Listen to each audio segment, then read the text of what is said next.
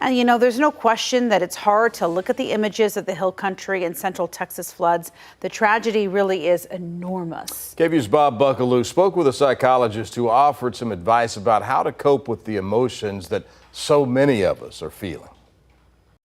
The images are disturbing. Faces of those who died in the floods, many of them children.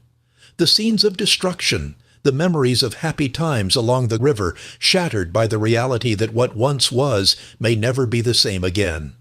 Psychologists tell us that to mourn the flood tragedy and to feel grief is a normal reaction, even if we have no direct connection to the families who have suffered so much.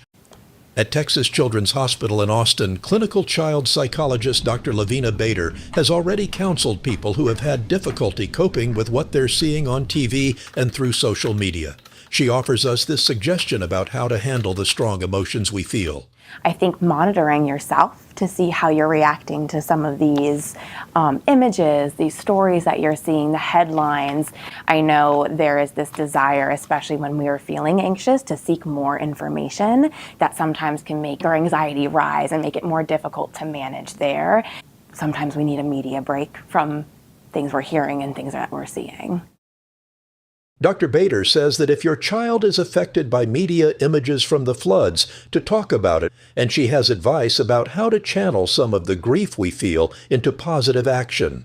When we go through a devastating tragedy, our responses are all going to be different. And for some of us, there's an activating response that we have. These feelings inside of our body make us want to go take action. And I think that in some ways can be so wonderful for not only ourselves, but also for the community that's facing this tragedy and the world and the humanity perspective alone. It can help unite all of us in a time where everybody needs support.